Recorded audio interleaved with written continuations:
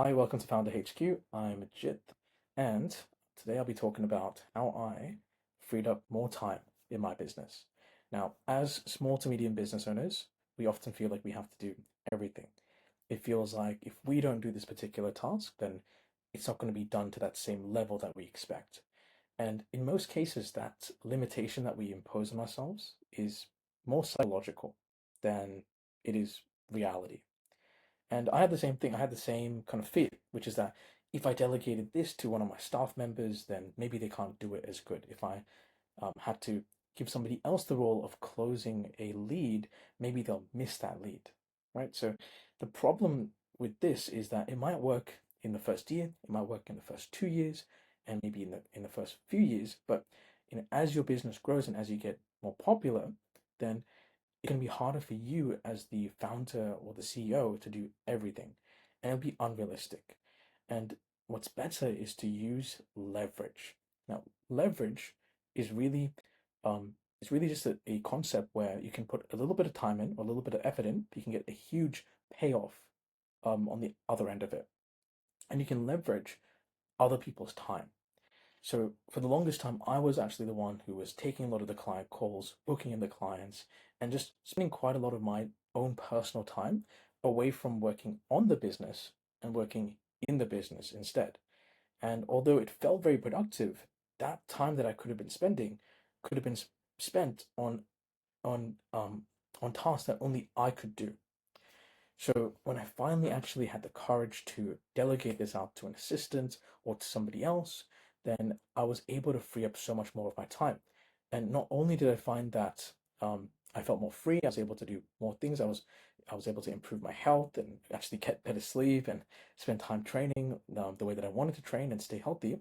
But I also noticed that my business was growing better because by giving someone else the opportunity to take responsibility of a specific role, then they can get really good at that specific role. They can get really good at sales and closing sales. So much so that at first, this particular assistant that I had, or that I still have, she was given, or I gave her my sales scripts, like what exactly I said to the clients. And then she now doesn't even need to use it because she's improved on it. She's already found her own way to do it. And a lot of the times the leads come in and I see them coming in and they are happy to book in, business with us, without even me having to do much. Like before they even go through our first consultation, they are just really warmed up. And that's something that you can get if you delegate more tasks as a business owner. And something that I've been kind of slowly implementing over the last year or two is just making a list of all the tasks that I enjoy doing in my business and every task that I don't enjoy doing in my business and delegate out the tasks that I don't enjoy doing. And for some tasks that I feel like we can completely cut out altogether, I've just went ahead and automated those tasks or just cut them out completely. Because as business owners, there's so many hats that we already have to wear. Like we might have to do some accounting, we might have to do some sales, some human resources, some operations. Like it's a little bit of everything that we have to do in our work, and it can get very exhausting. And when you're very young, maybe early 20s, late teens, running a business, um, you have the time to do that. But then as you get older, you have more responsibilities, and that's when it gets more dangerous to try and do everything yourself. That's one way that delegation really helped me in my business. Another way is through accounting. I used to do a lot of the accounting myself, and in Australia, as a business owner, you can do that. Um, and maybe in other places, you have to rely on an accountant all the time. But I was so afraid to pay somebody some money to do that. I always saw that as I'm spending money, right, and I'm not getting back. But really, the money that I spend on the accountants, they can do those things much more effectively, and I don't have to worry about them making any mistakes. And that frees up more time for me to leverage my time and the unique expertise that I have in my business to then really push it forwards. And it was after I was able to delegate out those tasks to my accountants, delegate out other tasks to my assistant, that I was able to get to that point.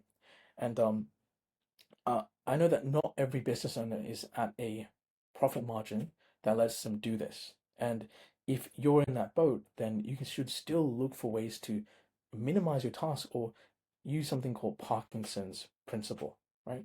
Parkinson's principle, I think it's called Parkinson's principle, where a task really just it takes the same amount of time that you've allocated for it to be completed. So if I give myself a week to complete an assessment task or an assignment, it's going to take a week, right? If I give myself an afternoon, it's going to be done in the afternoon, especially if it's due that same afternoon. So by giving yourself deadlines as a business owner and holding yourself accountable to those deadlines, you can be pushed to complete things faster and in less time. And if you set time blocks where, like, maybe Monday you get up and the first thing you do is you think about your strategy for the week. You look at what you did last week and how you can improve on it. And then on Tuesday you have maybe an hour or two time slot where you might do some human resources, where you'll shortlist some candidates and you'll book them in for the next 2 days or something. Just being really strict about your time and getting rid of any tasks that you don't have to do would really help small to medium business owners, as it has helped me as a small to medium business owner as well. Another thing you want to look for is ways to ways to leverage social media. If you don't want to do social media, you shouldn't do it. So ideally, you want to run a business in a way that you enjoy your day to day.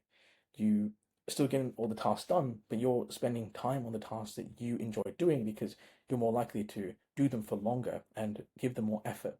Whereas if you have to do tasks that you're not really that happy to do, or do you not really feel like doing as much, or you're not as interested, then you won't spend as much time on those tasks, or you might just kind of be lazy with those tasks because it's not something that you want to do.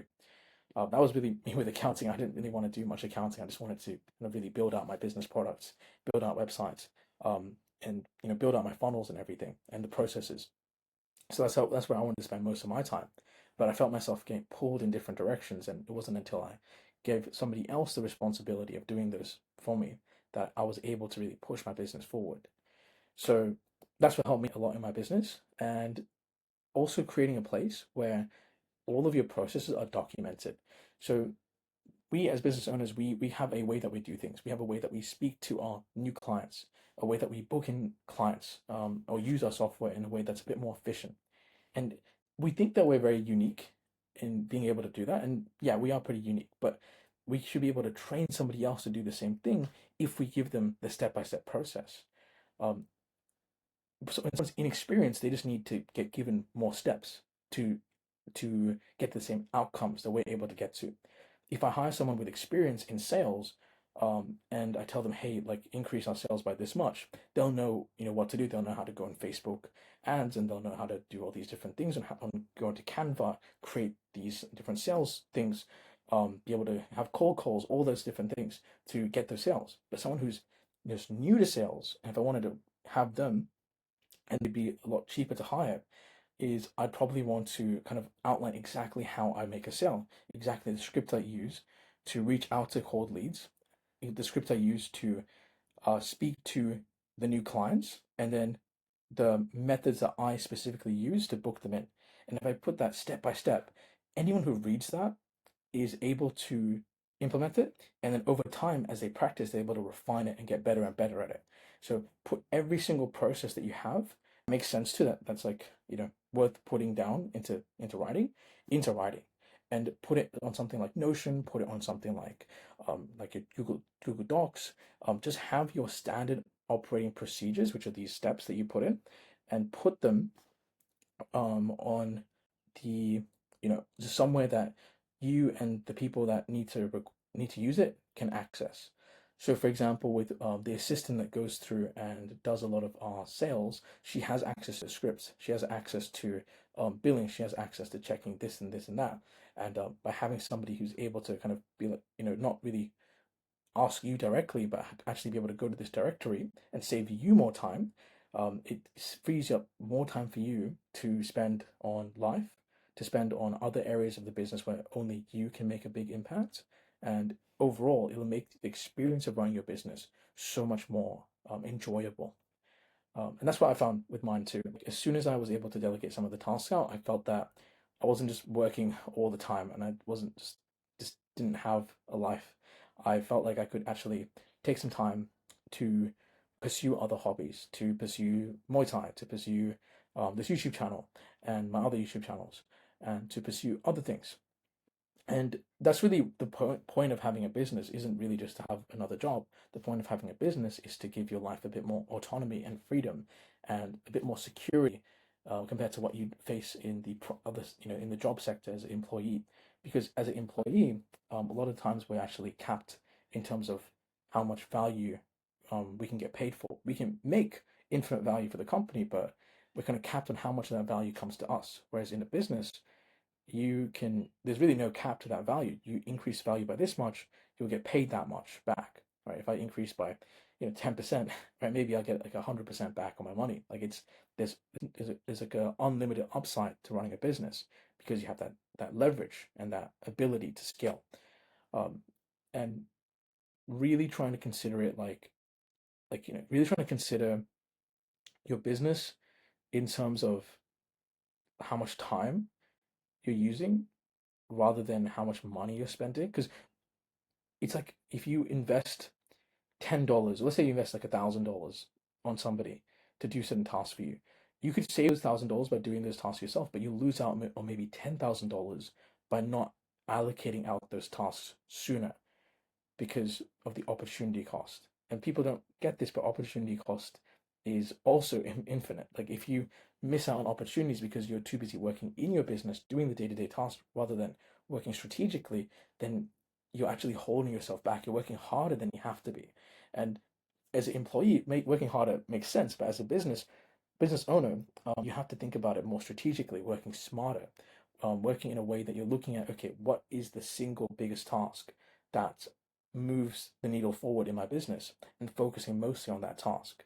That could be having a process in place so then you get paid sooner from your clients so then it doesn't balloon up and then people owe you money and you have to go chase those people, right? There's different things you can do.